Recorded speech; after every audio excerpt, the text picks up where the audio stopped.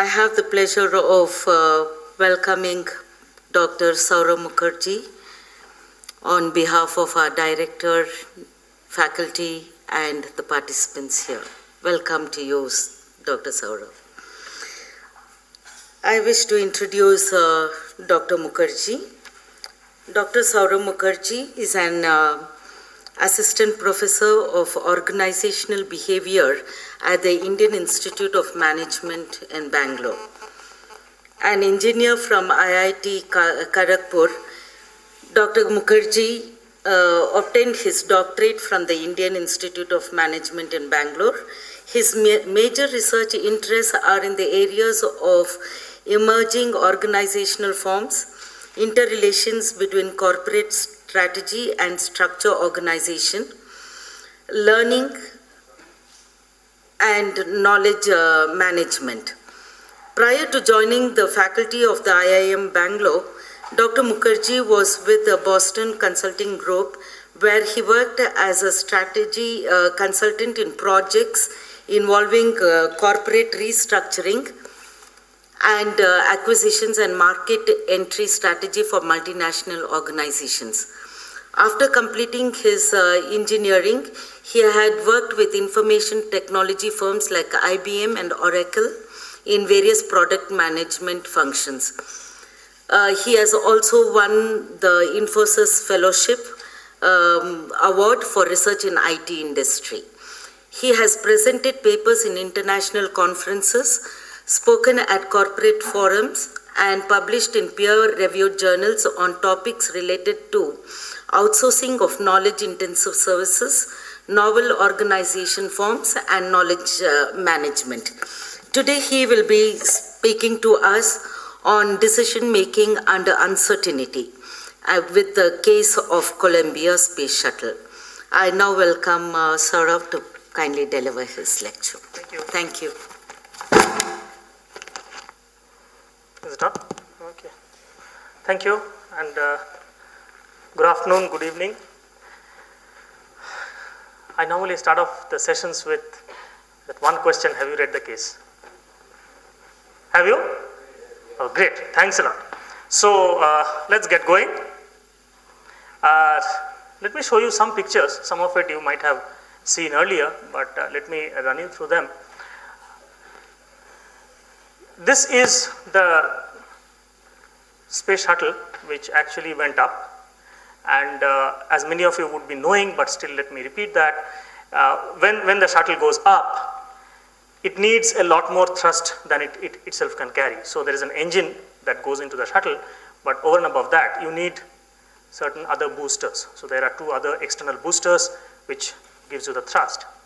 The shuttle also needs to carry a huge amount of fuel, and that fuel is no longer required once it attains orbit. Right? So typically this fuel is carried in the external tank. Now I am showing this because the external tank is a very, I would say, important component of the discussion which we will have. Now this external tank needs to carry liquid oxygen and hydrogen, and since they need to be maintained at very, very low temperature, it needs to be insulated. So external tank is heavily insulated. Now that is the foam insulation which you have read in the case. So what happened was, during liftoff, some amount of breakage happens from the insulation, the foam, and it flew. And as it flew, it went and hit the thermal protection sheet of or the thermal protection tiles of the space shuttle. Why do we need the thermal protection tiles? Because when the shuttle again comes back to the atmosphere, back into atmosphere, or when it goes, there's a very high amount of friction, and it generates extremely high temperature. So to prevent the people who are inside the shuttle from coming into contact with such high temperatures, you need to have that thermal protection shield. Okay, so TPS. What happened was, the foam flew from this and hit the thermal protection shield during liftoff, exactly around 81 seconds. So that's the event that was noted by the cameras. After liftoff, obviously this event was captured by the cameras, and then they went into a lot of analysis, and you have read about it, day to day, how it went about. That picture is, okay, that's the cryogenic engine, and This is actually the analysis that they were trying to do, saying that once you try to simulate the hit conditions, whatever was hit out there, and try and bring it back. Okay, so before we again get into technicalities, you see there the kind of image there that they have simulated, saying if I can simulate that attack, that strike, then what kind of damage it would have caused to the thermal protection sheet. But let me come back to some of the other pictures. Yeah, this is the crew. I mean, at a different points of time. This is when they were leaving. This is out there, and I think you will recognize a very familiar face. This is the shuttle stack. So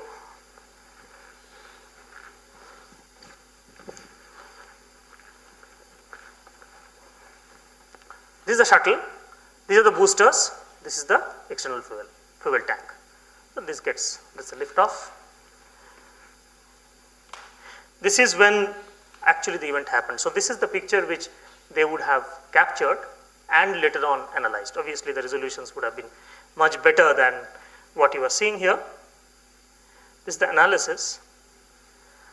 Now this is the picture of the explosion when it came back. So it went up, there was a strike. These people got the information of the strike. They went into an analysis, found in their wisdom that the strike might not be so heavy that it will cause structural damage. When the flight comes back, when the shuttle is coming back, that's precisely what happened. So the structural damage was so bad that there was breach of the structure. There was hot gases which entered into the shuttle, and then because of very high temperature it exploded. So actually the explosion happened above Texas, so it's very, very close to the Earth's surface. It's still not very clear that when actually the obliteration, or in some sense when the death would have occurred. Most calculations say that the death would have occurred instantaneously because of the explosion, but there is another view that the shuttle supposedly went ballistic, so which means that it completely lost control, went and hit the sea at tremendously high speed, and then that was the time when everything would have got completely destroyed. Whatever might be, I mean, it was a very, very unfortunate incident that would have happened. Now, these are real pictures from the television network. Yeah, these two are simulated. So nobody actually got these kind of pictures, so these two are simulated. Yeah, so this is the aftermath. This is from Colonel, this from India, rest of the staff were brought. This is the question which we would debate. Probably most of the sessions that you would have had here are start off with a lecture and then you have a question answer session. I frankly don't have anything to lecture upon to start with. So I throw up this problem before you, and let's discuss what in your view would have been the problem. And then if there is a need, then in the end I can wrap it up by saying, okay, what did we kind of gain out of it, or if probably there is some theoretical stuff which I would like to mention, I would do that towards the end. So I would request that you come up with what you think went wrong as far as flight S-107 or Columbia is concerned. Who would like to start? Yes, sir. You have not followed the proper procedures laid down. Okay. Once out of flight incident means whatever procedures were laid down, they didn't follow. Will I be able to pull this one a bit in the front, because I don't think they will be able to see it. Okay, let's see. Can everybody see this? Is there anybody who will have a problem in seeing this? Probably not. Okay, so let's see. So you are saying that not followed procedures. Another thing is many incidents were there which were not properly analyzed and then implemented. Okay. So again a procedural lapse, you are saying. Because not one, many were there. Many Okay. near-miss events were there Okay. which were neglected.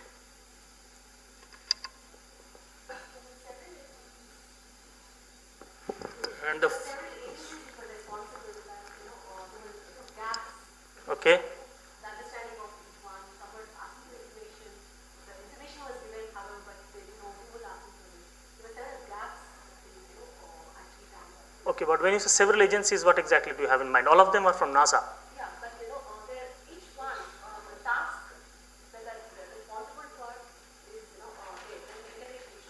Okay, so you're saying somehow I don't know who was finally responsible. Is that the issue? I mean, there's a communication gap maybe in some sense. Okay, let me put it down. I will come and beat it up a bit more. So you are saying communication could have been a problem. Several bits and pieces maybe going up here and there. Probably the underestimation of the problem. Underestimation of the problem. Why do you think it would happen? Like they said that no, this will not affect the Structural structures, yeah. integrity. Nothing is going to happen. Only maybe only the tiles are destroyed or something. Okay, so underestimation.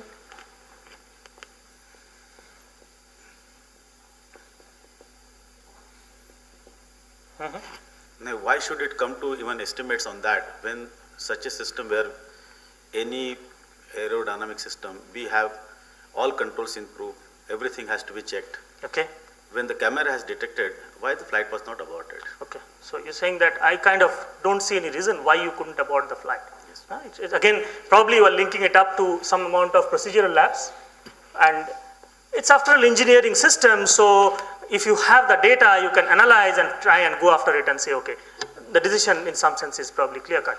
Okay, okay sir, I'll come to you, yeah?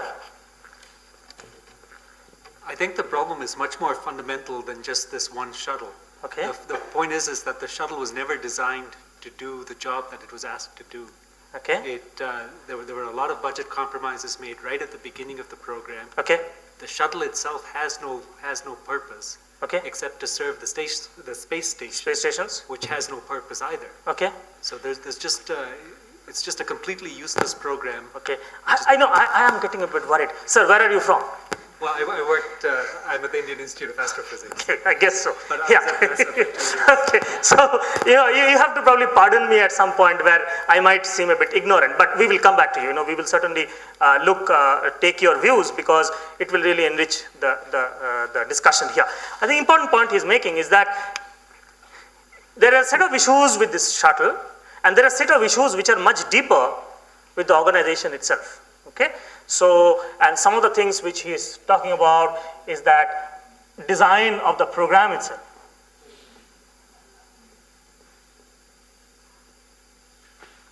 Okay? And other kind of pressures, and we will come and for the benefit of all of us, we will kind of expand some of these pressures. Yes, sir. Yeah, not experienced with such a problem earlier. Probably they could have taken sufficient measures. Yeah, they had plenty of problems, right? I mean, almost No, they not taken it seriously. took it so lightly. Yeah, That's the thing, because such that itself is kind a of flawed. massive destruction. Yeah, so again, I know we, in some sense, at a very basic level, not followed procedures, but experience with earlier problems. Okay, Probably we could say overconfidence on the part of the first report when it came in at 81 second. Mhm. The overconfidence that nothing going to happen, we will see later on. And thereafter the reports which came in, analysis which was carried out, there was too much of delay in carrying out the analysis. okay. So delayed analysis, overconfidence.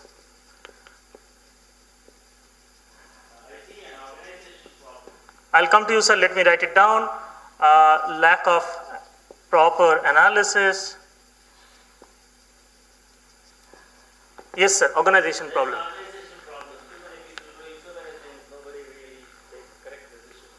Okay. Okay. Something probably, madam pointed out. Somebody pointed out this again. Same stuff. So there is an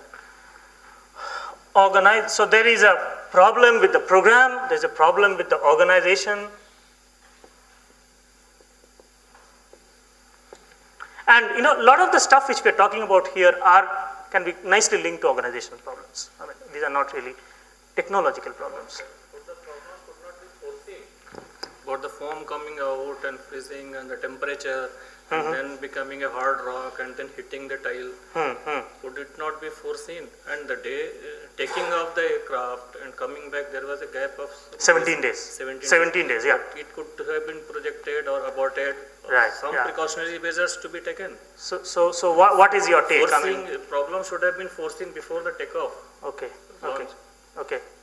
Yeah, in some sense, they do understand that whenever a shuttle is launched, it's likely that there will be a debris problem. It can come from various sources. And to some extent, I will show you what happened in the last launch, which happened. That's the only launch which happened after. Yeah, but you're right in the sense that having seen that such a problem happened, wasn't there enough ways available to you to solve that problem, rather than allowing it to? And somebody said, why couldn't we have aborted it? Okay, so dealing with the problem itself once you identify it. Okay, yes, sir. I guess the specifications for tolerance levels and the definitions which they should have, specified for these sort of purposes should have been very, very narrow. Okay. So they didn't define it tightly enough. Same thing, yeah. It's basically a technical definition of the same thing about if you have such a sensitive, mission in terms of technological prowess, then the slightest sort of deviation or error or incident should lead to immediate decision making, such as abortion. So it should be almost zero tolerance. Okay. So, and any kind of tolerance in the system itself might be fairly dangerous. Okay. So again, we come to procedures, and if we delve deep into it, we are talking of tolerance issues and issues of exception handling.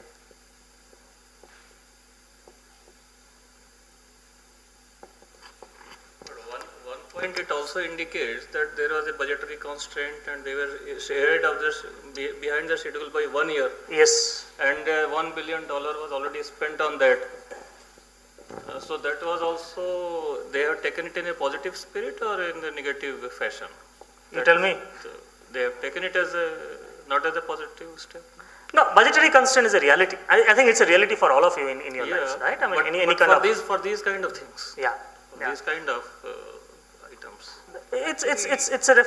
NASA has been going through budget cuts one after another. Yeah. And there is today, more so after this launch, after this disaster, but even earlier, there's a considerable problem of legitimizing the whole space program. No, but it was 1 year behind the schedule. Absolutely. But was it, can it be linked to that also? It was to some extent. I mean, you would plan for certain launches and there would be delays because of some technical snags. Maybe there is a debris problem there, so you prevent the launch and you get the whole program delayed. So there was budgetary constraint and they were running behind schedules.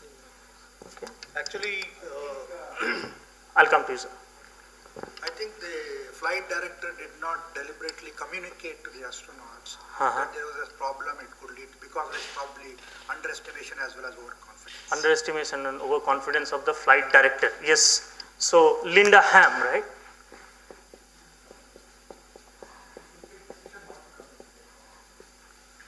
Yeah. So did not communicate.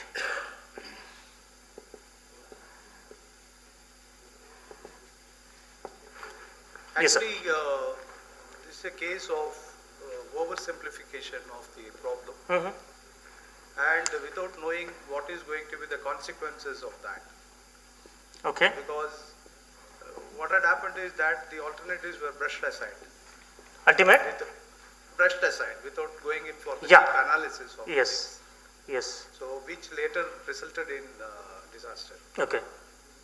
That is one of the primary things. Okay. Yeah. Oversimplification, and then if you link it up with the kind of overconfidence, etc., then we are kind of saying that there's probably a callousness out there, isn't it? I mean, there is something which is staring you in the face and you don't react. I mean, it's a complex. How is it happening? Yeah. This insulating material, whatever you're saying, is it a normal practice that when it takes off, it breaks and... It's a normal accident. That's how they define it. Saying that we would like to contain it, you cannot avoid it. I would say it is a design problem, because if the main, what you call this... Shuttle. Yeah. If that insulation to protect the inside environment is so important, absolutely important, then the design should have taken care of any such break and going as a missile should not hit. There should have been barrier. Yeah. Like in nuclear reactor, the layout itself, even if there is an accident, the turbo generator said, the turbine missile should not hit the reactor building. Yeah. We are making other buildings in between the reactor and turbine building. So that in case of such accident, which is very, very remote, that remote position, situation only should not hit the reactor building. Yeah. Fortunately, So we don't that's type of- need to send your reactors to the space. No. That's What I'm saying is. Yeah, no, you are very right. Yeah. Delicate, Yeah. there should have been, design should have taken care of. Yeah. That if this is a normal phenomena of this type of missiles coming out. We should take care of that. In some sense, we should prevent that. Yes, sir. It could also be argued that the problem is really incorrectly posed in that there's been 2 shuttles that have blown up out of 100 and something. Yes, 113. It must be remembered that this is space flight, and space flight is inherently risky, and the fault is in considering that this is a proven vehicle, which it's not. Okay, I have put down the number. We will come to your issue. Yes, sir. I have 3 points to make. One is alluding to what Mr. Roychaudhary mentioned, that the point is not just to, I believe that it's a design failure. It's not like you need to protect this against the foams alone. It could have been a bird head. Okay, bird head could have caused something very similar, because if you consider the size and things like that, an eagle is heavier than that foam. So probably that could have happened. Triggered it, I don't know. Second thing is that overconfidence stemmed from, basically, in my view, from the fact that a number of these incidents had been occurring and the flights had been surviving. But there was one key thing which they tended to miss out and ignored, and that is due to human complacency, not callousness so much as complacency. Okay. Because survival had been there. Okay. And interestingly, a similar incident when it had occurred, that aluminum antenna plate behind one of the burnouts had actually prevented this catastrophic failure earlier. Yes. So that could have been one more incident where it could have blown away. Yeah. Such things, actually they said that, okay, structurally it is so strong, it survives even this. So these are minor things. Okay. So you're saying the overconfidence might not be completely unfounded. True. And it is mainly a design flaw in my view, because I don't think they have factored bird hits into this. Okay. Yeah, I am not very sure whether a bird hit is possible at that kind of environment, but I think one thing you can be very sure is that this problem of debris hit is a hard problem in some sense, as far as space shuttle is concerned. So they have been working at it for a very long time, and yet they have not been able to solve it. So the issue now is that debris hit will occur. Can we contain it, or can we move on to a contingency situation if such a hit occurs? Okay, so it is in some sense a very intractable problem. Now, as a lay person, to me it seems, why can't you have a nice design which completely prevents it? But they haven't been able to do that, and I will trust their wisdom, saying that okay, it must be some kind of hard constraint in some way, which I am unable to appreciate purely because of my ignorance of the situation out there. Okay, so we have to live with it. Now the issue is, if we want to live with it, how do we live with it? That is the question here. Yes, ma'am? It is such a hard problem. Yeah. And they know that it's going to happen. Then do they have any kind of a contingency plan for it? After all, the moment the space shuttle left, it was a known fact that it has happened. It is a hit, yeah. With the time lag, they should have had some kind of a contingency plan, and they knew about the budget cuts and the kind of condition of the space shuttle. Okay. What was their contingency plan to tackle? See, in some sense, you see the contingency plan could have been, and now it is all speculation, is to say that I will switch off the power of most of the power of the shuttle, okay, get into some kind of dormant mode, and wait, send one more shuttle from here to rescue them. Because the data suggests that they did not have the equipment. Even if you communicate it to the people who are out there, to the astronauts, they did not have the equipment to go and repair the problem. Now that is precisely what they did this time. So having learned from their experience, this time what they did was they sent the craft saying that if we find a hit, then let us have enough tools, equipments and information to go and repair the problem. So if you had followed what happened in the last launch, the astronaut actually went out and repaired whatever problem was out there. Okay, they did not have that. So the only option was to, in some sense, go down, save power, because naturally the power which they were carrying could have only survived for 17-18 days. You could have docked that to the International Space Station, sent a recovery flight, assuming that too also won't be hit by debris, because that's always a problem, and get the astronauts back. Now that was a contingency plan. The question is, when do you take the decision to shift to the contingency plan? Now, in their collective wisdom, they said that it's not a situation like that. Obviously, you understand what it means to shifting to the contingency plan. It means that completely abandoning all the mission objectives, right? So that's a big decision to take. Now, in their wisdom, they said, no, this is not a situation where we can take that kind of decision. After all, we have been living with this problem. And remember, it was 1 out of 113 at that point of time. And this one was also not a debris hit problem. So if you are looking at the data post Challenger, several flights had gone up. 113 of them had debris strikes of varying degrees, some of them serious, some of them not so serious. And sometimes you had a miraculous escape, especially the antenna incident. But on all the others, flights have come back. So that kind of said them that, yeah, maybe we can still take that chance. After all, as he said, every space flight has some amount of inherent risk out there. Okay? And this is probably a tolerable risk with which we can live with. I'm not justifying, I'm probably speculating on what would have gone in their minds. Yes, sir. Yeah, more than that, actually, we would like to look what was the possibilities. Okay. You see, the Columbia has taken off. Yes. At 81 seconds, as you said, somebody has noticed something has fallen. Right. And as somebody was suggesting, could the mission have been aborted? I am sure you all know that in the aircraft, even in the planes, the moment you cross a threshold in the runway, it cannot be aborted. You will have to take off. Yeah. And after the minimum time, only you can turn back. It is much more difficult in a space shuttle, I am sure, because it's after all having a strap-on boosters. And the moment you remove that boosters, you don't know what will happen. It may fall down. So for all that, they had no choice but to go up. Now, having gone up, the next second choice they had is to look whether any major damage has been done. The major mistake I feel what they made is not to have that decision taken to examine whether any major damage has happened. Okay. Now, even if they had located the major damage, as you said, what are the contingencies next? Possibility to send another shuttle and evacuate them? Was it possible? It is being argued that even that could not have been possible because then the two shuttles have to dock together. Or the astronauts unless would you have push to make this fellow a to the spacewalk. International Space Center. It's equally risky. Yeah, it is risky, yes. So, absolutely. all of these risks and the benefits and the other issues have to be taken into account when such a decision is being made. Absolutely, yeah. I mean, that's the reason why we are discussing it in the first place. Right? Yeah. I mean, and thanks for bringing up the complexity of the issue involved there. Yes, technically it could have been aborted, but abortion by itself is not a trivial decision. It might incur another set of risks, so it doesn't guarantee you too much. And of course, the issue in terms of cost, and you are behind schedule, you have a budget cut, etc., etc. So that's the kind of complexity of the situation.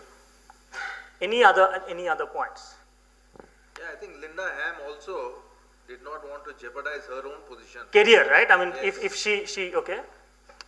So there is a career issue also coming in. Okay. Because if she had grounded the shuttle, the next one she was supposed to overlook, that would have also got grounded. Yeah. So the cost of making that wrong call would have cost her the career by itself. Yes. But I think the biggest decision was they just didn't feel that they could do anything. Once it had gone up, even if they had decided that something was wrong, they couldn't do anything there. I'm not very sure on this because if you read the CAIB, which is the Columbia Accident Investigation Board report, it's a wonderful document available on the internet, and in case you have the inclination, please go through it. They actually pointedly mention about this alternative, that technically it was possible to go on a power save mode, dock it to the International Space Station, send one more craft to recover the astronauts. Technically possible. Resource-wise, it would have been a tremendous amount of expense. But if you think that those 7 lives, I think if they were absolutely clear that the craft cannot come back, then they would have adopted that mission. They would have got some presidential budget from the US president to do all that stuff. But certainly those are the guidelines now, that they won't launch a shuttle unless it can go to the space station. Yeah. So technically, the committee later on comes and says that yes, it was possible. It's not that it was impossible, but somehow the people, the actors at that point of time did not feel the need to shift to the contingency plan. Yes, sir. In a lighter vein, just as a comment, the surname of the director, Linda Ham, and she made quite a ham of it. A similar situation was there when Apollo 13 lost. It went out of power. Right. Power was conserved and it went round the moon and came back. They had contingency plan. Yeah, so they will have, I mean, it's not that. Okay. So having done that, I mean, in kind of half an hour, looking at the case facts, we seem to have arrived at certain conclusions which NASA, those people sitting out there, somehow was not sensitive to. Doesn't it sound something odd to you that how is it that we could kind of say that, you know, they were insensitive, overconfident? Whom are we talking about, ladies and gentlemen, in this organization? Scientists, right? Some of the best minds in the world. And it is NASA. I mean, I don't know. Can I really call NASA to be an organization which doesn't follow processes and procedures? I'll be very surprised if they don't. We are talking of probably the smartest people on earth. After all, rocket science, right? We all say that, you know, it's not rocket science. Now, this is rocket science, and you don't entrust normal people like me to send a rocket up to the moon or to the space shuttle. I mean, these must be very smart people. Look at Linda Ham. Yes, if she had taken a decision to abort the mission and it was in some sense flawed, it could have had impact on her career. Do you know where Linda Ham is today? I gave a search, I didn't find.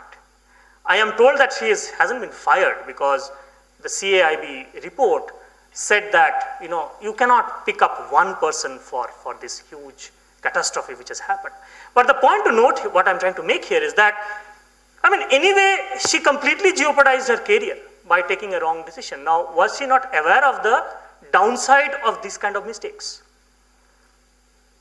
So, what is it that happened out there for NASA, which, you know, in some sense compelled them to take a decision which in hindsight seems to be absolutely insensitive and callous? Why is it so? Why should they be indecisive? I mean, these are a bunch of smart scientists. No, I think today we are discussing this with the benefit of hindsight. Yeah. Something has gone wrong that time. Okay. And purely we are placing ourselves outside the capsule in which at that point of time and space they were working. Okay. So we are analyzing and seeing this more with a critical mind only. Okay. Perhaps the various pressures of work and other things, there's so many, they're very sharp-brained people, no doubt about it. Right. But when they were amalgamated into a team and working, what kind of small fluctuations must be taking place in their interstate, we are not aware of it. Okay. While we are saying that none of them were incompetent, they were all competent people, but when they were working as a team, something had gone wrong, okay, or some inaction. It's an act of omission, I would say. Somebody noticed this but failed to raise an alarm. That is precisely what has happened. Would we like to delve a deeper and say that why is it, if you have a data that there has been a foam strike, you have some data out there which says that yes, it can be dangerous, maybe it is not dangerous. Remember, they had this software which consistently over-predicted the impact. So that's the Crater software. Now they went and did the analysis, and what did the software tell them? The software told them that if the angle of strike is less than 21 degrees, there is no damage, no dangerous kind of damage. If it is more than 21 degrees, better be very careful. Now that is precisely what the software told them. The software did not tell them it was damaged, neither did they tell them it was not damaged, which is very typical of software, right? I mean, a software cannot make decisions for you. So that is the analysis which they have in their mind. And they know that there are certain people out there. This is an event of international visibility. I mean, there can be probably no other spectacular tragedy compared to a tragedy of this portion. I mean, I keep on asking that, look, in our country there is an earthquake and there are 25,000 people dead. Now here are 7 people who died, but the kind of attention and debate this generates is probably 10 times the kind of attention and debate which we generate for our victims. And you can talk of a host of reasons. I'm not going into that, but I'm saying that there can be no other visible failure of an organization, of a country, of a community like a space shuttle explosion or a space shuttle disaster. Now here are a bunch of people who are aware of all this. We also cannot accept the fact that these were bad people. I mean, these people had their colleagues out there in the space. Right? I don't think any of them would have been very comfortable after that saying that I have blood on my hand. I mean, Linda Ham later on said that she was absolutely repentant. She said that, can you believe that what goes through me, saying that I could have taken the call to prevent those 7 lives, I mean to save those 7 lives, and in some sense, because the buck stopped with me, now I am responsible for those deaths. So what was the problem there? What was happening? I mean, can we go a level below and say that what exactly was it happening? Was it really anything wrong that was happening? Where did they go wrong? Were they really callous? Were they really simplifying the stuff? Or were they taking a sound decision, but because of something else, the decision was completely wrong? And why I bring it here is because, I kind of titled this session as decision making under complexity. And in some sense, I would like to communicate that when you are operating in this kind of complex scenarios, now always we don't operate in these kind of complex scenarios, but when you get into this, then certain decisions which probably at that point of time seem very, very logical and sound might lead to very catastrophic results. Right? As a group, can we debate on it? Let's try and think that if at that point of time you were Linda Ham, what would you have done differently? And maybe we can arrive at some kind of answer. What would you have done differently at that point of time if you were Linda Ham? Was this particular incident a victim of too much of competence conflicting with each other? That's one thing. Okay. Second thing is that, does anybody had a wisdom there to project a worst case scenario? Mm-hmm. See, all the decisions related to safety are based on worst case. Should somebody think that the worst case is that astronauts will not come back? Mm-hmm. This, nobody perhaps thought that this will not happen, and the worst case scenario was not generated through a software. Okay. That could be one which has resulted into this. Okay. Conflict must be there, conflicts are always common. But the conflicts to be weighed in favor of astronauts should have been done. Okay. Majority decision has to be taken, and I still feel that the worst case scenario was not generated. Okay, so in some sense you are saying that there was something out there which prevented these people from thinking about the ability of the worst case scenario to happen. That's what. How would you decide that? How would you at that point of time take a call that I need to pull back the shuttle? Can we say there was undercurrent in the team, or the team was not homogeneous? The decisions which were supposed to have been arrived at were not taken or not projected up. Okay, why would you think? I mean, can you push it a bit? Can you say that, okay, was there a divide you see? I mean, that would appears to be. Okay, divide between whom? Between the level, the first level of people who Okay. got the information. Okay. They say, okay, we'll see tomorrow. The engineers, the technicians, and then there's a bunch of managers. That could be the reason they could be caught. Okay, so is it a rift between the engineers versus the managers? Or undercurrent.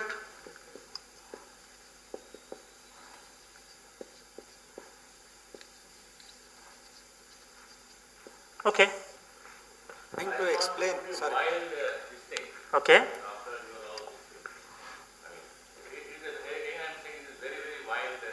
Fine, sir. Outside NASA, government agencies who are controlling NASA might have told, see, we are already delayed, lot of investment has gone into it. If you call them for 7 lives or 5 lives, further it will delay our total project mission. Mm-hmm. So our mission is more important than Lives. Okay. Even if you don't want to take that very extreme view, which Mr. Raichaudhuri or Dr. Raichaudhuri is kind of taking, think about a few shades below that. Think about the fact that the bureaucratic. All I'm saying is the opinion was so divided, right? I mean, when you are looking at all these opinions, this is Linda Ham.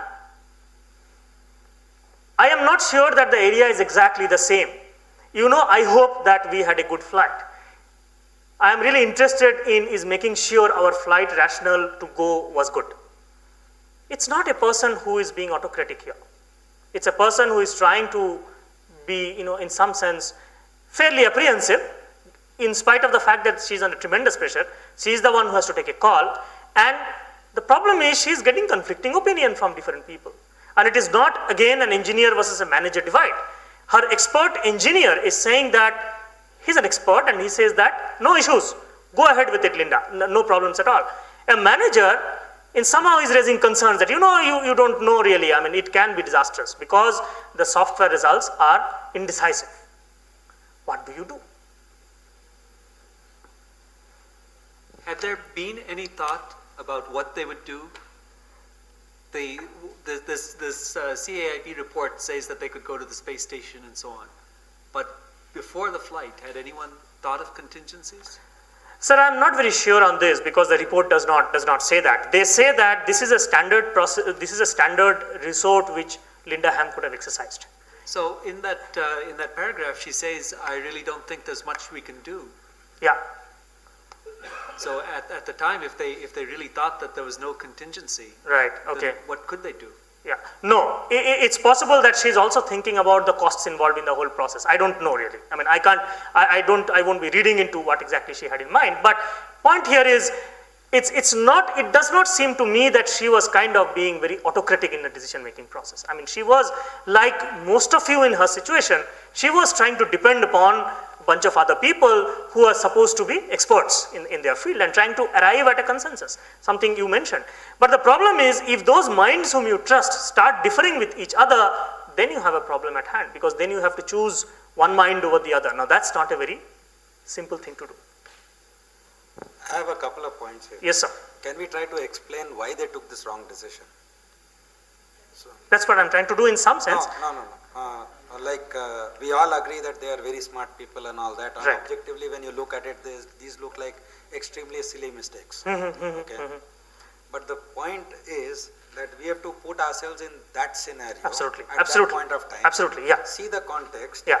Now, here we are talking about analyzing a piece of data in hindsight. But I'm sure these people were analyzing enormous pieces of the quantum of data. At least they would have the benefit of experience and they would have seen those 112 flights which had gone earlier. Not that. I'm saying in this one flight alone, they would be getting a lot of other data also to be analyzed. Actually, in this particular case, going by the accident data, they did not have anything more to analyze. I'm not talking about accident data. Other data would be coming, absolutely. A lot of things are happening. I mean, that's the regular experiments which are going on. Yes, absolutely. There is a complex system, and human beings don't really handle complex systems very well. True. And most importantly, what I feel, I don't know how many of us will agree with this comment of mine, that most of these exchanges which took place, which were critical, did not happen face to face in a brainstorming mode. They tended to be happening in an informal email mode kind of a thing. So even when I was trying to raise an alert, let's say, and if I was really conscious of it, I would pick up the phone and talk to a person rather than send him an impersonal email, which he would pull as and when he felt like. Okay.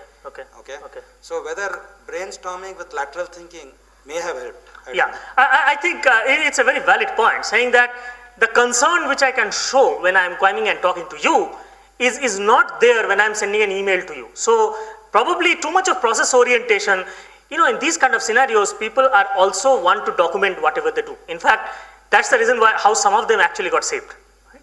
So in this kind of very process-oriented environment, maybe that exchange which could have happened face-to-face, communicating your concern might not have happened. I think it's a very, very, very valid point. But in our bureaucratic setups, this kind of email would definitely help. Because tomorrow Linda will be able to defend herself showing this. I know. So if you want to save yourself, even as a process orientation, I think this is not too bad. The point he's trying to make, I don't think he's saying that should not have emails. Point is, in this kind of situation, should you overlay your email-based communication with a lot of brainstorming, where 20 of you can sit into a room and have a heated discussion, rather than tossing emails back and forth and meeting only on the 7th day when probably things are way beyond whatever you could have done. I'll come to you, sir. There was something here. Yeah. Even that process orientation was not complete.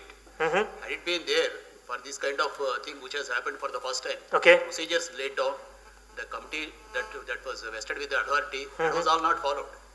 Yeah. It was rather dealt as an operational problem, whereas it is not an operational problem, it is rather a safety problem. Yeah. This is a mystery to me actually, why it happened. Why did... This happens, sir. The reason is, Yeah. over a period of time, we become victim of our own organizational procedures. Maybe, Our yeah. seniors do some mistakes, Yeah. and we unconsciously inherit them. Yeah. And when we come to that position, we unconsciously follow those procedures. Okay. Yeah. So It's a valid it point. is the commitment from the top. You see, as we have seen many incidents occurred, many flights, some incidents occurred. Yeah. You see, at that time, whoever was in position, they ignored it. The commitment from top has been lacking.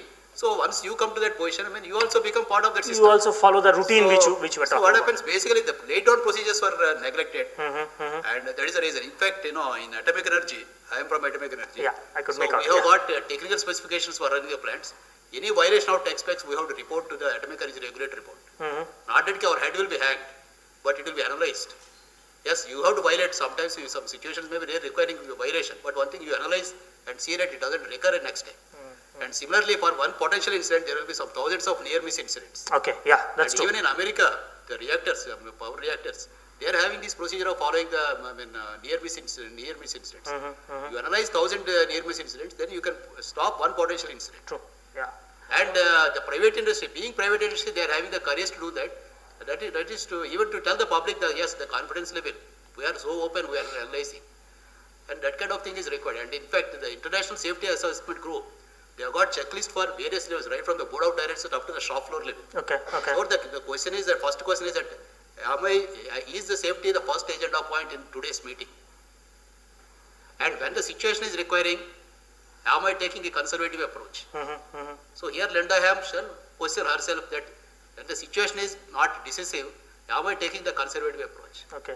So That should you not would be the say, case. you And one should, thing, she should have taken a concern, conservative approach. Whatever organization, whatever way they have come to that position, they should execute the requisite courage at that time, maybe at their cost of their own position. What is courageous in this particular situation? I'm Courage not in very this sure. case is follow the correct procedures and in the correct authority, and then even working on those weekend days when they have not done the thing. Okay. And go and tell, you see, everyone will have some boss above him.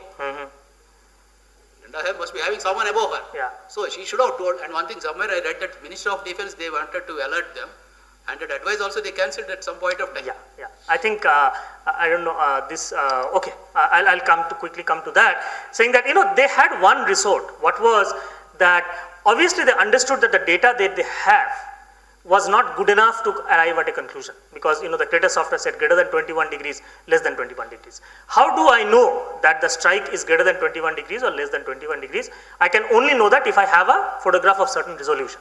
Now that was not available with them.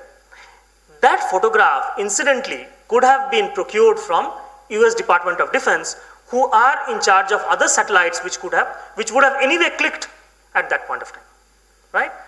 However, couple of things. One is that involves some process to be followed, in the sense that, okay, sending that I am really in need for these kind of, now that was not too big a problem.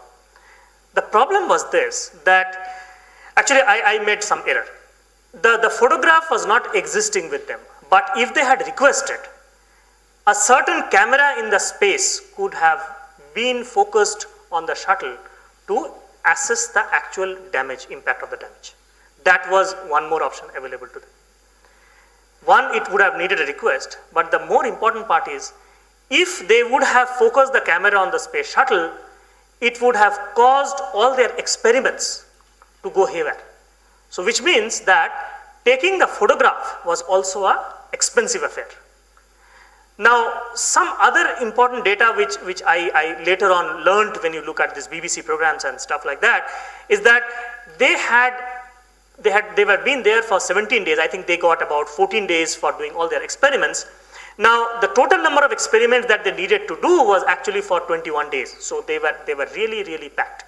Because you don't very often send the shuttle highly expensive stuff. So people were dying to do experiments. In fact, Kalpana Chawla had not slept or taken her break in the last 1 week because she was like frantically doing all the experiments. Kalpana Chawla incidentally had a bad incident on the earlier flights. Okay, so there was some questions raised about her capability, etc. And this is fairly inside NASA. So this was the flight where she was out to prove her mettle. So she was extremely competent, and she was saying that I will go out of my way to prove that how much we can do for a shuttle. Heart of the matter is all the astronauts were in tremendous amount of pressure to do their experiments. So they were running against time even out there. If you had gone to take a photograph of the shuttle, it would have come and damaged their experiment. So basically, at the time of positioning the camera and taking the picture, you would have had to abandon many of these experiments. Now, these are not one-off experiments. These experiments probably take a long time to do. So abandoning 1 day in between, or 5 hours in between, means that your entire experiment had to be scrapped. In effect, taking the photograph itself was a very expensive affair. Okay, so it was non-trivial. The problem what happened here was that the request for that imagery, request for that photograph, was not made through formal channels at all. So on the final day, when Linda Ham turned around and said, who are the ones who have made a request for photograph? Nobody owned up. So naturally Linda Ham said, okay, well, after all, there were a few requests for additional photographs. But when I ask you folks that, should I do that? Because after all, it's an expensive request, and a lot of things will go haywire because of that. Again, nobody owned up. Probably that same psychology playing in their mind that nothing much is going to happen.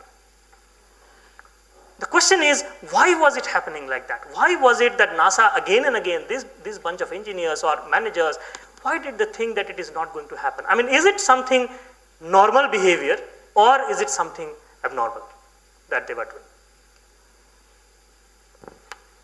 Like another speaker or participant rightly brought out, Mr. Vati, when you have not previously conceived or foreseen or rehearsed for worst case scenario, when a thing happens, the fact is that you really do not have a solution in hand. Okay. And it will invariably lead to confusion or inaction. In this case, it has led to inaction. Okay. There may have been in-console confusion there inside that control center, but which is not made public, but finally it ended up. Had they even thought about this worst case scenario, they, like instead of asking for photographies, she could have given an executive order for those photographies and imageries, task some other agency, task anybody, US Defense Department, they could have given, somebody would have done. Or even taken the decision of suspending the experiments for 1 day in the station Mir, so that the astronauts can do the photography themselves.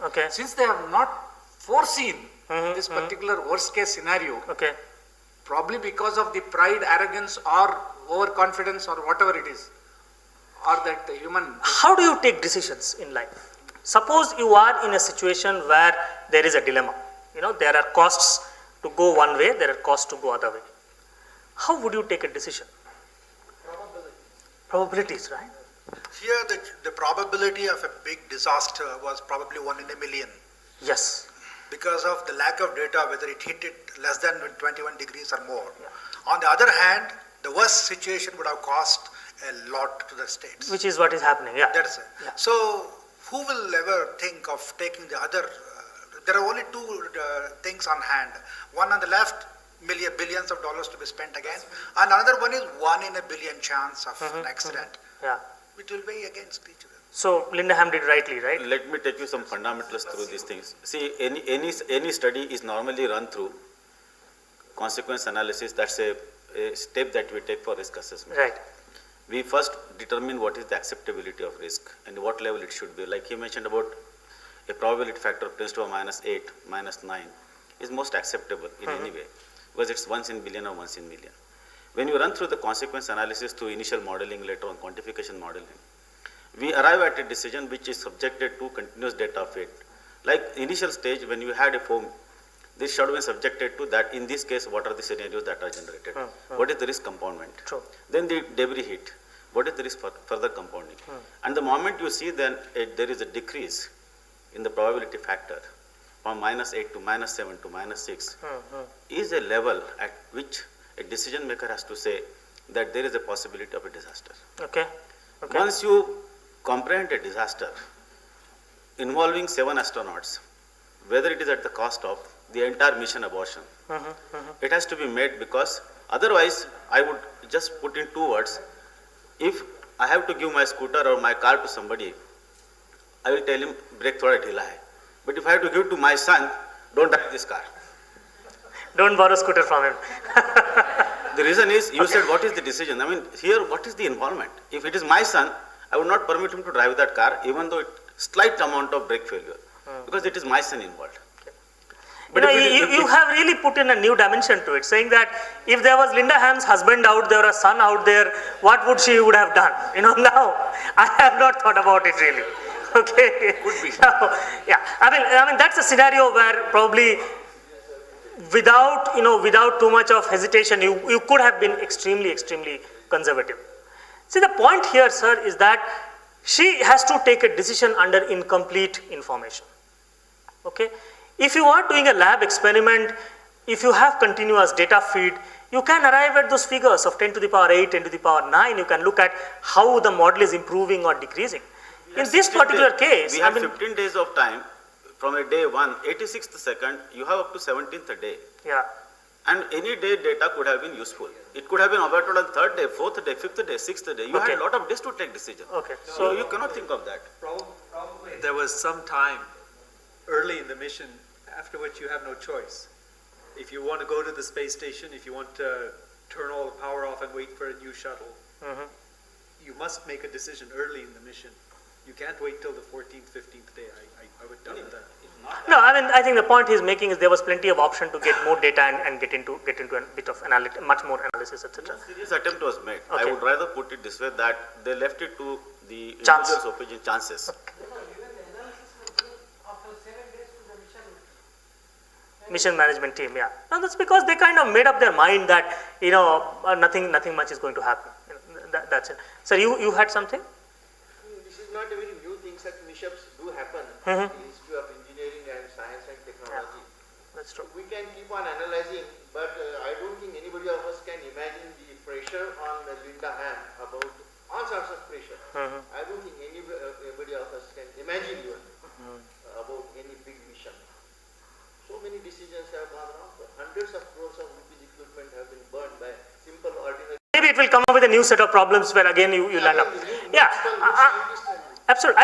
I think this is the philosophical stand which a CAIB has taken. What they're saying is complex systems fail in very complicated ways. That's a very simplistic statement of this whole complex phenomenon. I said there is not one factor which went wrong in this particular case. Multitude of factors, and you have laid down all of them. I don't think I have anything to add to it. But each of these factors by themselves are not serious enough. It's only unfortunately that there was this one particular point of time where all of them suddenly seemed to happen together, and in some mysterious way, boom, it just went. Okay, so that's the stand obviously the CAIB has taken, and that's why actually nobody was fired or nobody was done anything as far as this accident was concerned. You can debate that shouldn't there have been some at least accountability for the whole thing, but I will come to that. Yes, sir, you want to add something? Just to add to the comment, this is the only space accident that we talk about because people died, but in fact there have been a number of them. True, unmanned. Especially the last one that you might remember is, if I remember right, Ulysses, which was the one that was to bring particles back from the interstellar medium. Well, what they did was they mounted the parachutes upside down. So the parachutes were supposed to deploy as it came down, and it was upside down. Professor Kasturi Rangan was there, and Atal Bihari Vajpayee was there, and it misfired. Yeah, absolutely. Yeah. I can very much appreciate the pressure on him, how much it's easy to... Yeah, no, that is true. I mean, I in this same... We have seen it on TV. Yeah, in this same room, 2 months ago, I was doing the same session with scientists from ISRO, and they were relating so closely to this, saying But the point is, can Linda Ham shirk from the responsibility of getting the inadequate data? That's something which we want to ask here, right? If it was photograph was required by requesting to the defense, why didn't she ask for that? It should have been done as a team leader. Can she Can she serve disown the responsibility? responsibility Okay. of taking If I have to defend her, I must say that when she went and asked people that do you need that data, nobody owned up. Now that's again a mystery, point of mystery, saying that why didn't a few people put their foot down and said, look, I think I need that photograph, please go ahead. Because getting the photograph, I'm sure, is not as expensive as aborting the mission. So maybe, that's... They have occurred, but at least the data part should have been maybe completed. you would have been a bit more knowledgeable. Yeah, I mean, a lot of people say that if the astronauts themselves were informed, maybe they could have done something about it. You never know. There might be a because you have seen other situations where even if you don't plan for something, once you know that there is a problem, you can probably get into a corrective mode. So a lot of people do that. Let me, okay, just want to. I am not completely, disagreeing with you that NASA has been earlier. There has been some procedural lapse in some saying that they haven't done what should have been done. But I just wanted to put some of the things which NASA actually did to debris strikes. Okay, and if you see that STS-7, 27R, 32R, and 87, these are the flights where there were considerable amount of damage. And actually NASA did plenty of interesting stuff out there. So the replacement of the nature of foam, the level of thickness, using a different blowing material, etc., etc. So it's kind of probably blaming NASA too much if we take a stand that NASA has been historically callous to this whole strike. They are actually doing certain things. Now you can go and nitpick and say that maybe they could have done better. Maybe there were a few flights out there where their response should have been way better, which they did not. I'm sure there are. The case itself talks about it. But not to say that they have not done anything as far as the problem was concerned. Interrupt you here for a minute. Sure, sir. All these flights were without the persons on the flight. They were having any persons on the board when they were hit? Most of them, many of them are manned flights. Many of them are manned flights, yeah. And there was no reporting from the persons who were in the shuttle. They have reported anything wrong with them? No, actually, in many of the cases, you will see that they were informed and the astronaut themselves went and repaired certain stuff, etc. So it was at varied level. I just picked up a few of the stuff in one part of the case. You will find most of them were manned flights actually. If you look at 79 out of 113 flights had foam shedding. So the foam actually got dislodged when they were launching, and 14 had significant damage to the thermal protection shield. All of them had come back. Yeah. So at the same time, unless there is something seriously occurred, so the decision will not be taken. Now the whole analysis is taken because some wrong thing has occurred. Till then, nothing has went wrong because there was no loss of life. No. All these have happened without any loss of life. Yeah, so every time there was a problem, there was a process which set in, and they went about correcting that problem. Particularly for this particular flight, so much of discussion is there because the life is lost. Can you take it this way, that was the reason then foam or debris or something else now? Which one? Was the reason, if the foam, Foam. we have a solution. In this particular thing? Was ultimately confirmed that way. Yes, it was foam. It was not debris. Yeah. Sir, I still didn't get your point. You are saying that we are having so much discussion because lives were lost. And yeah, the whole discussion was because there is a lot of loss of life in this. True. Sir, otherwise the discussion would not have happened. No, I agree with you. The point I'm trying to make here is that in these earlier occasions, there wasn't any loss of life, but because they noted that there was a foam strike or debris strike or whatever, NASA actually took corrective action. So when we say that NASA did not do much or there were procedural lapse, there can be procedural lapse could have happened in this particular case, but historically it was not so. Historically, there was a process which was followed. So if there was an event that was opened up because there was an accident, some of the events which you discussed, which to me looked fairly rigorous, they also have certain systems in place. So they will open it, prevent other flights from going till it has been rectified satisfactorily.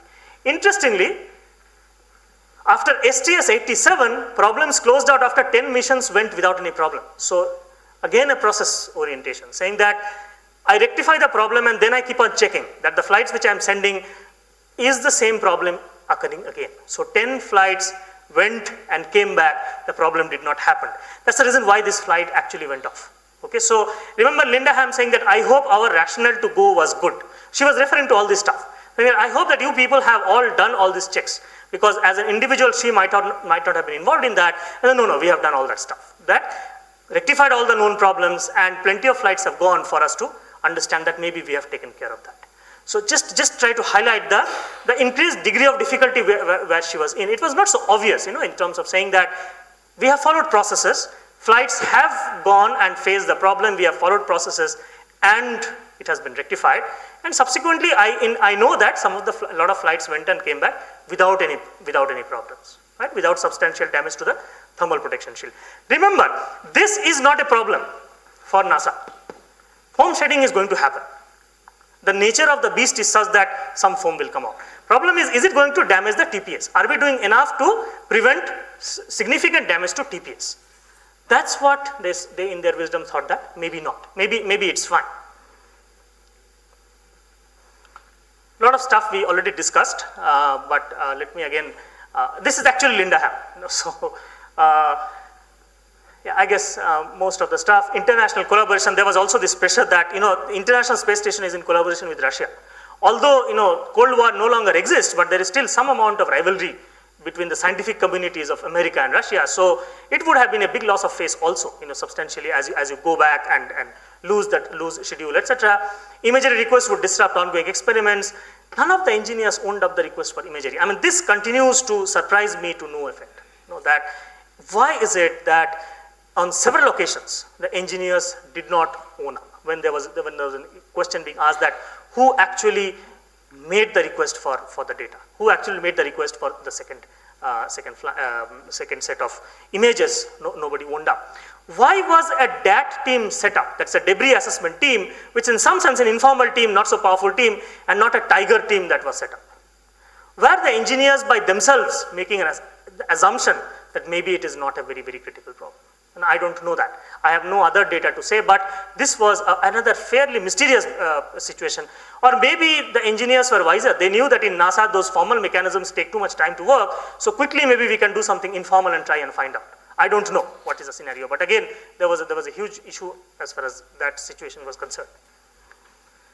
Okay, the complexity of the scenario. Look at the kind of complexity it has, different departments, and obviously it's a complicated job, millions of parts put together to build the space shuttle, and that's the reason why you have a very, very complex organization, which naturally calls for coordination, communication at a very complicated level. Some of you rightly felt that communication was an issue.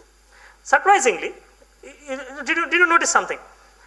This part, which was having a problem, the insulating material, was outsourced to Boeing, and they manufactured it and sent it. If you go back to the Challenger incident, again the O-rings, which were the main culprit because there was leakage of gases from there, again it was an outsourced component. It was outsourced to Morton Thiokol there, here it was Boeing. But the story doesn't stop there. On both the occasions, the outsourcing vendor was crying from the rooftop saying that there can be something wrong. There is something wrong. Please stop the flight in the first place, Challenger. So there's a nice documentation where the Morton Thiokol engineer is saying, please stop the flight. Don't launch Challenger on that particular day because the temperatures in Florida are some 6 or 7 degrees below the normal temperature, and hence my O-rings will contract substantially compared to the design which I have made it for. And the NASA engineer snubbing him, saying that at this rate, I will have to wait all my life to launch Challenger, so I'm not going to listen to you. Okay? So while it was an outsourced component, again, in this particular case, you see that Boeing actually worked over the weekend to make sure that the data was ready by Monday. It's NASA who assumed that Saturday, Sunday, some weekend coming and all those stuff, we will look at it later on, but actually did not happen. They actually worked over the weekend. So while it was outsourced, and that can be a question mark, I always ask this question that maybe too much of cost pressure is forcing NASA to outsource beyond what they can handle. Okay? Probably you cannot outsource so much of material, so much of a critical element, because there is some kind of interactive complexity, something which I will come and discuss slightly later on. But both the outsourcing vendors were very, very aware that there is a huge problem out there, so they can never be blamed. Actually, they are completely overboard, and both the committee reports have said that, they were completely overboard as far as the decision making is concerned. So they kind of warned and cautioned NASA, not their problem, it was ideally NASA's problem. And this is how it was working, right? So the kind of complication, that the different layers of reporting structure, etc. We have the benefit of one of our faculty member, Professor Chandrasekhar. I mean, he's the one who wrote the case, and last time he was here, he says, the complex nature of the task is such that you cannot but have such a complicated organization structure. So this by itself is again a design challenge, saying that moment you grow, moment you have a large organization doing a complex task, you have to have a complicated structure. To run that complicated structure, you will have to lay down a lot of rules, regulations, and processes. Now that can function very well at normal times. If there is an accident, if there is an event where there is huge disruption, that is where the system gets challenged. And this is also precisely what was happening out here. In a normal course, if nothing goes wrong, then everything would have worked like clockwork precision, and everybody would have got the right kind of information, analysis, data. This particular case did not happen because there was a disruption. Now, for organizations which are complex, with large number of rules and regulations, we sometimes call it bureaucratic or whatever it might be, they're fantastic when things go right. But when things go wrong, their ability to switch to something different is compromised, simply because we have designed it in such a way. We have designed it in such a way that it is not going to show deviant behavior, right? I mean, that's precisely the design purpose. That's precisely the reason why you will put down rules and regulations. But moment you confront an accident, you need deviant behavior. Otherwise, you might not be able to trap those kind of problems. Now, that is where this organization was struggling. Okay, so that's a kind of a design philosophy if you look at. There are often questions being raised that the safety organization of NASA, might have been inadequate. Right? And very often we said that for organizations like this, safety should be independent of a regular operational organization, which certainly in this particular case you don't see. You see that there is a kind of interdependence between the safety structure and the organization structure. Any speculation on this, saying that what do you foresee a problem in this particular situation? I mean, do you foresee any problem if I separate out the safety structure, if I separate out the organization, or what do you view? Any speculation on this? They're normally separated, right? Yeah. In NASA's case, what happened was that they used to maintain independent structures, safety independent structure versus the operational organization. And then they realized that how do you staff the safety structure, the safety organization? These are typically retired scientists from NASA, or people from NASA, or people who have a very strong linkage with NASA. So while on piece of paper you might think that it is an independent structure, the survival of the safety organization was so much dependent on NASA that it was actually a farce. And on the contrary, the safety people were creating unnecessary bottlenecks in situations where probably they needed to move very swiftly. Remember cost pressure, you need to move fast. So it's a kind of a double-edged sword, and NASA struggled with it, saying that earlier I had an independent safety structure, but effectively those people were dependent on NASA for their livelihood, eventually career progression, etc. Those people would get promoted depending upon how happy NASA is with them, right? And yet they would create bottleneck. So what they realized was that, okay, bring it inside. Bring it inside in the mainstream, because whatever you do, there has to be some point where these two structures need to converge, right? I mean, you cannot completely, there has to be somebody, one person out there who has to take a view in this kind of situation, that is it unsafe to launch, or should we go ahead and launch? And that convergence they brought about within the organization. Again, an issue which I think is inconclusive in some sense. Should we keep the safety structure independent or within it? But I just narrated NASA's experience, because in your own organizations, you might sometimes face this kind of scenario. I'll just like to comment. What you say, what you term as a bottleneck is actually what could have saved lives of 7 astronauts.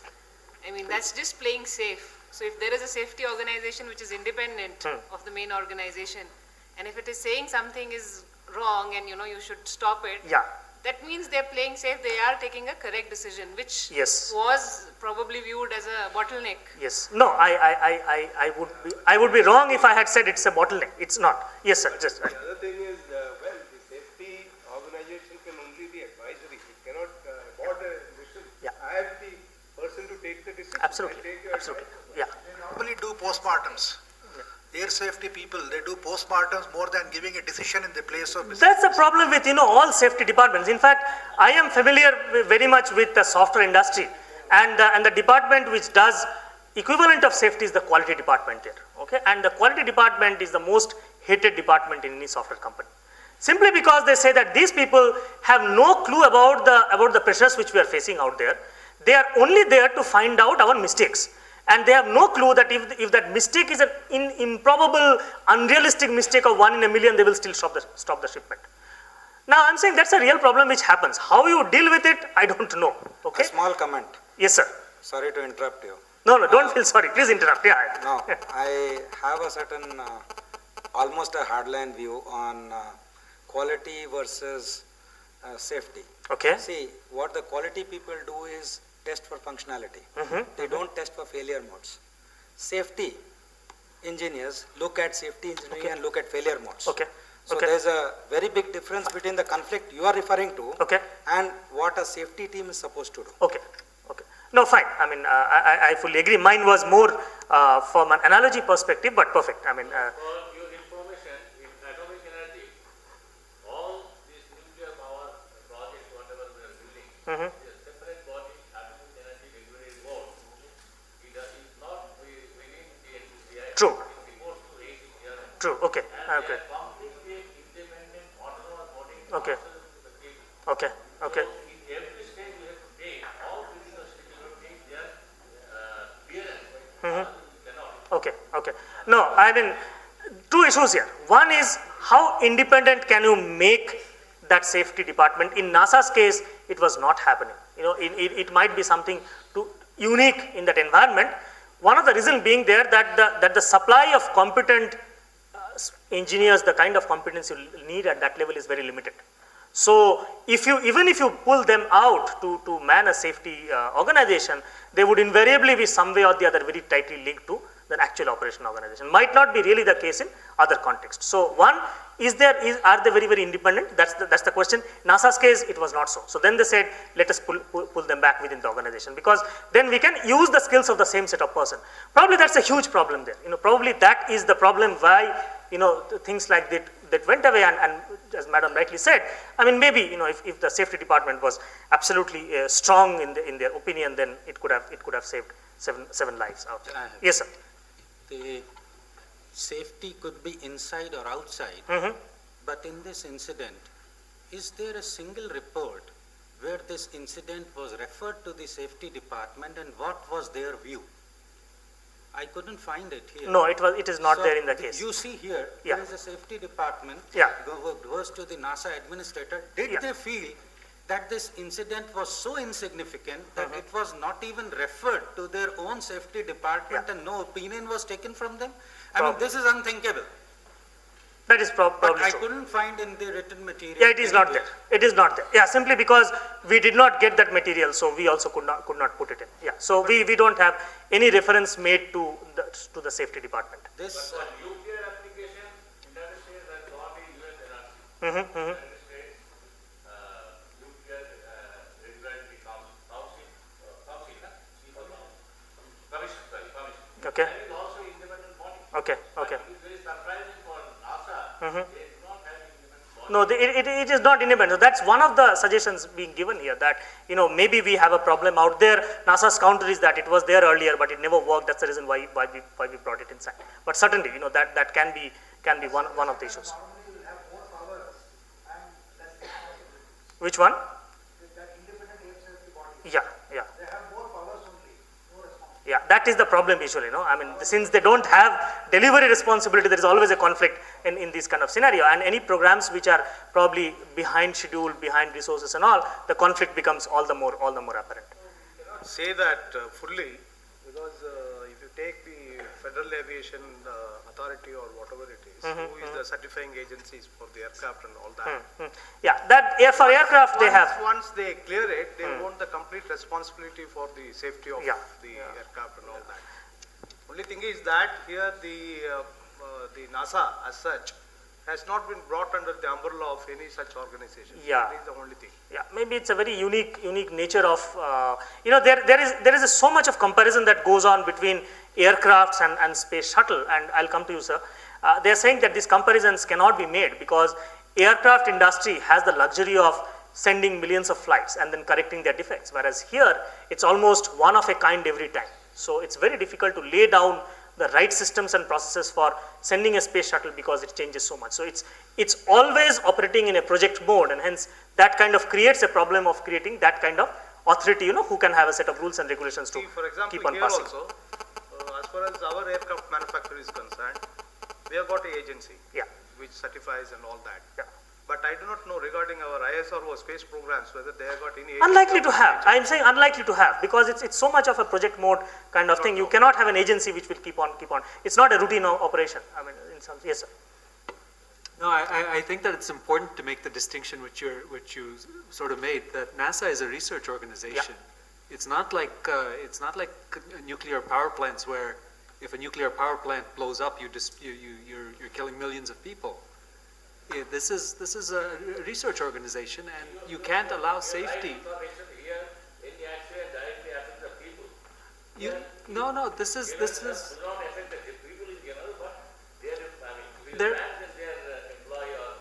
No, but they're like test pilots. They're NASA astronauts who are intended to. It's like Army, Navy, anything. You can't put projects on hold just because you want everything to be 100% foolproof. This is science. Yeah, there is no shuttle which can go up when it is 100% foolproof, because if you spend so much time in perfecting it, maybe you don't have the rationale to send it at all. You are sending it up in many sense to get the rationale right, saying that So the astronauts, however hard it might be for us to understand, they are actually prepared, just as you mentioned, like an army person or a navy person. They know the risks involved in their life. So I have talked to ISRO scientist, and who is saying 2 in 113 young man is acceptable. Now I find it very difficult to understand that. But there's a 2% risk. Everybody knows we actually operate at lot more levels of risk. So maybe 20-25% is something where we are mentally prepared for. This is a phenomenal record. What you are actually doing here is just picking up one failure and going against NASA, but you must look at all these 113 flights. They are doing an excellent job. I don't know. And let me. I would say in this entire debate on an independent organization, I'm not putting that. I mean, his view is it should not be, somebody's view is it should be. I am talking of something else. In any operational missions, any agency which conducts any operational missions, there are internal safety people. I'm not talking of an external body. Yeah, right. For example, was there anyone in the people which were reporting to Linda, someone only looking after safety? For example, I'm not talking now of a regulatory board or USNRC. Anyone who takes operational missions, there are officers who only see safety. And that kind of a thing I could not find where either Linda had referred this problem to someone who is looking only after safety and any reply from them. Okay. This I see as a serious flaw in their thing. All those other people are there, their responsibility, you have shown these, but where are any operational thing, even if it is one-man mission, it has to be a safety officer there who looks on the safety problems only. And there it is. I don't see it. Okay. No, I'll give a quick response. Might not be the very correct one, saying that the nature of operations are such that each and every person who is involved in operation is himself responsible for safety. Now you can debate that. I agree with that. This is not the modern concept. There are people like QA and safety. Yeah. I mean, no, that's the reason why they were not even concerned. Consulted when things went wrong. See, when things go wrong, when there is an accident staring you at your face, that's not the time you go and consult the QA people, because you are the operation person in charge. You have to be responsible for the safety. So Patrick Schlomberg was the guy who was responsible, At that point of time, he was asked, can it come down? Can it create a problem? These people are far away. They don't know the operations out there. I mean, they are for regular operation. That's NASA's rationale. That's the reason why you don't see the reference for a QA person coming and say, he will have no clue, sir. That's the problem, you know. I'm not saying the separate organization. If you draw separate role, if you draw Linda's people, and on top would be Linda and who are reporting to them. You right. have that. You have that thing here. I do. Do I have a? I will have that earlier one. Yeah. In that, is there any safety officer reporting to Linda? Sir, this debris assessment team is supposed to have people who are responsible for the safety of the flight. All of them are supposed to be specialists as far as the flight safety is concerned. Assessment is one incident, but running out of time. Okay, okay, fine. Okay. Right. So this is a comment which is at the end of the case. So you can read it. I mean, in very very strangely, the comment which Richard Feynman had made about the issues which Challenger faced, almost the same. And I think that's the tragedy part of the thing. That the same organization which repeats the same problem after 17 years. And so much similarity between the two. I have a bunch of slides which kind of compares the Challenger with the Columbia, but I don't think we have time to go through it. But the Discovery, the one which went about, incidentally NASA paid $1 billion to try and rectify the foam problem. Like many of us intuitively say, why can't they solve the foam problem? They spent $1 billion. The shuttle went up again, there was a lot of debris out. What is your conclusion about this? Oh, what is my conclusion about it? Let me tell you. Let me run all this through. Okay, I'll just try and pick up a few slides here and there, saying that NASA has been an over-analyzed organization. Academicians like us love these kind of scenarios where things fail and you can go and nitpick and say he was responsible and this fellow was responsible and organization was at a loss. And as a bonus, this organization has failed twice. So, it's all the more reason. Surprisingly, somewhere in middle, there was one gentleman who actually dubbed NASA as a model high-performing organization. So, he went about he wrote a book, this gentleman by the name Katzenberg, who wrote books about great organizations in the world. And this was around 2000, where he picked up NASA as one of the finest organizations in the world, which has learned significantly from its mistakes of Challenger and now performing very, very successfully. Now, it just takes one accident to again bring back NASA to where it was. The idea behind the whole scenario is that, we are today talking of two kinds of organization. For an organization like, for example, if I'm a car manufacturer, when I'm manufacturing car, I operate in an environment, howsoever dynamic it is, or for example, I am developing software products which are not getting into very critical elements. These are scenarios where the behavior which NASA managers exhibited is perfectly normal, where you look at large number of events and try and see that out of 100 events, only one event went wrong. I will come and analyze and say, what is the probability of this particular event going wrong? Now, in some sense, that is a very, very, I would say, a thinking based on normal curves, right? You are saying standard deviations and normal curves. It's a very linear pattern of thinking. When we look at and try and look at accidents like this, we are saying that there are certain organizations like NASA and nuclear reactors is often talked of one more situation. There are situations like hostage crisis.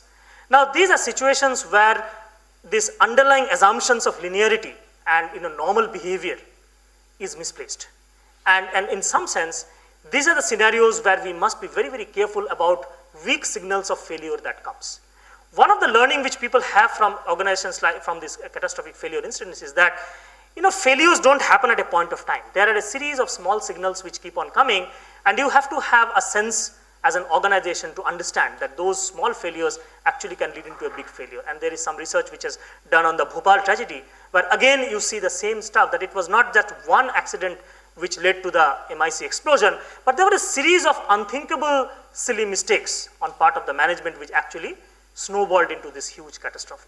So people have gone and looked ahead, and in some sense, if you ask me what is my take on it, the only reason why we discuss about a case like this is to say that most of our understanding, learning in management is so much based on successful organizations. Okay, so when you look at successful organizations, you try and see what good we can do, how we can emulate, how should leaders behave, etc.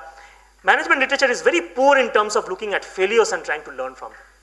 So one of the reason is that let us look at this failure and try and see that this is so different from any normal organizations, because here, and typically in any kind of organization, you will say that my main function is probably producing cars, which will give me profit, and I will optimize. I will kind of look at safety as constraints.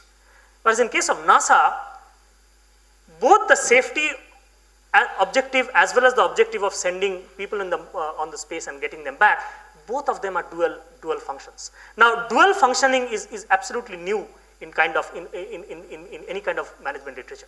So whenever you go, it's very often, we are tuned to think in terms of operation research where you have an objective function and a set of constraints. In this particular case, think of the dilemma here, saying that safety is been called as a dynamic non-event. So if you bring back the people, nobody knows about it. Nobody knows that there could have been a huge catastrophic situation which was averted because of the actions taken by management. But NASA is in a situation where they have to manage the safety considerations as well as meet the objective of sending people and getting back data and information. Now, designing or understanding in that kind of scenarios is extremely complicated. For people like you who are probably operating in that kind of scenarios, researchers come and caution you against taking decisions based on probabilities, based on normal assumptions of normal distribution. That's the kind of message one wants to leave, saying that our conventional thinking is so much geared about looking at 100 events. If there is one failure, then we assign probability of very, very less, hence we go forward. Looking at that, probably these people did not do anything wrong. But if you look at the particular scenario where NASA was operating, it was an alien environment. It was actually what they call a complex system. A complex system is typically made up of different parts which by themselves are not isolated. So they have an interactive complexity with each other. If you have a system which is designed in such a manner that even if it has several thousand parts, each of them are modular in nature, then if one part fails, then it is easy to contain the failure within that module itself. Whereas when you look at a space shuttle, you suddenly realize that the interactions happen in a very, very complicated way. And that's the reason why containing a particular design doesn't help. Just ensuring that a safety of one particular module or all my module, you might have all the modules extremely safe, but when you put them all together, the whole thing can blow off because there's an interactive complexity which happens in the whole craft. Now, probably none of you would be involved in sending space shuttles, right? But in real life, in your business scenarios, you might end up with situations which are interactively complex. Formulating a strategy for a complicated business environment can be very, very interactively complex. And there, small signals can be actually pre-runners of something which is very big, which is looming out there. Right? So just to be a bit more sensitive about the fact that let us look at these weak signals and try and see that are these giving me some indication that a huge danger is out there in the horizon, is one of the messages which we want to communicate through this course. Okay? I think I am way beyond time, so no, only 5 minutes, right? Okay. Okay. Yeah, so I don't think there is a very strong need for me covering all these other slides. So don't worry too much. If you think it would be interesting, I can always send you the slides and you can go through them. Okay, so I'm done. Unless you want me to take up something very specific. Okay, what I wanted to.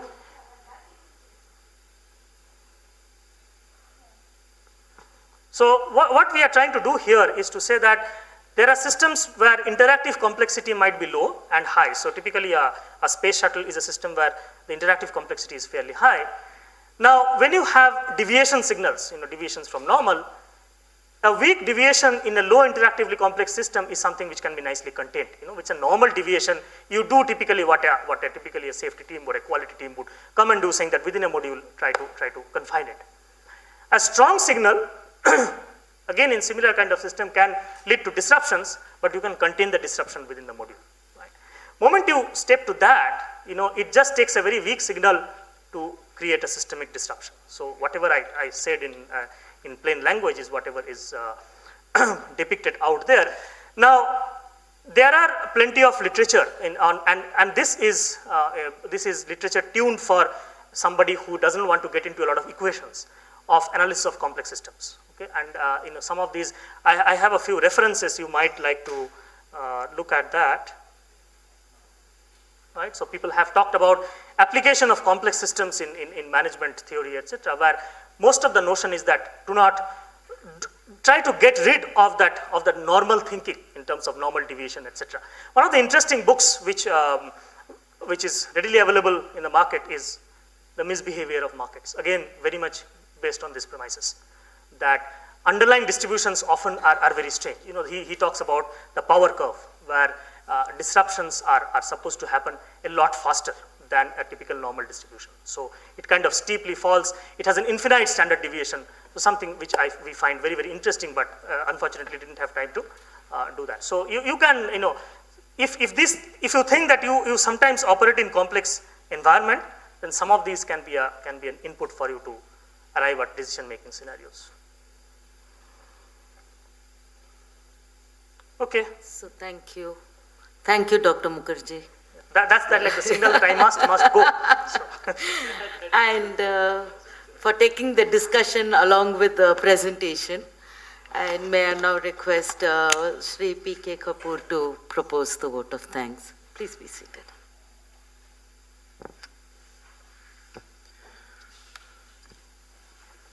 Professor Saurav Mukherjee, thank you very much for this very stimulating and interactive session. Normally, Guru, Shishya, the Guru is supposed to be elder to the Shishyas, but here I guess amongst all of us probably are in the category of being younger to most of us, if not all of us. That itself is a very telling comment. The other aspect which I noticed was that normally after all the good hospitality being provided by NIAS and the lovely lunch and a long day which starts very early in the morning with yoga, there's a time when a lot of us would like to doze off and take it easy, but today you didn't allow anybody to even knock off for a second. They're all awake, alive and very much there. That itself is an outstanding achievement. In this part of the day, in the afternoon, late afternoon. Now, many of us have been faced with, I guess, situations of decision making under uncertainty. I was faced with one such incident when I was taking a group of 41 yatris on the Kailash Mansarovar Yatra, a very difficult trek across the Himalayas. There were many who were medically unfit, and there's a doctor who accompanies you on the entire stretch on the Indian side. So every day he carries out a medical examination of all the yatris. So he would, after every day, when we would sit down and discuss about the condition, medical condition, he would say categorically that these 10 or 11 yatris are totally unfit to cross the border and go into Tibet and to perform the yatra. Now, there were many yatris who had done the whole yatra earlier in the previous years, including some Inspector General of Police and others from the Kanchipuram ashram, etc. And they kept on saying that there's no problem, we will manage, we will cope. Now, on the basis of that, ultimately it was my call. I had to take a decision. I took the decision to take all the people across. 2 of the yatris almost succumbed at different stages of the yatra. Fortunately, with a lot of teamwork and effort, we were able to keep them alive and bring them back. But it was a very difficult decision to have made. So today it brought back those memories also. And it's been a good learning experience, I'm sure, for all of us, this entire case study. It was interesting to see, Professor, that how many of the assumptions we made in the beginning had to be refined and changed as we went along. Thank you so much. Thank you, Mr. Kapoor. Now I request Sangeeta Menon, the course coordinator, to present your memento.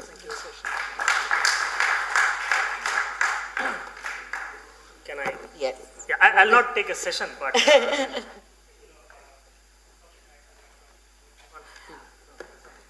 I mean, let me, okay. Thanks a lot for the kind words. I never actually view these kind of sessions as a Guru Shishya delivery model. In fact, you are, in some sense, I'm rendering a service to you, right? So you are my customers, and customer is the king. Okay, so I am just probably making a link between an event which has happened and presenting it here, and it's for you too. So, this is I'm very sincere when I'm communicating this, that the interest level of any of these sessions is probably 95% dependent on the participants, and my role is insignificant beyond a point. Okay, and I'm glad that all of you actually read the case and could get into the discussion into it. And I mean, it was a great experience for me, and thanks a lot. I mean, in the sense that I also understand that it is afternoon and evening, and probably you had a long day, but thanks a lot for getting into this kind of active discussions. Every time I do a discussion, I learn something new, and some of the points are really very interesting, and I wish you best of luck for the rest of the program, and thanks Niaz for giving me the opportunity. Thank you. I thank all of you for permitting me to be the moderator today. I have thoroughly enjoyed myself, and I have learned a lot. It's been enriching. Thank you.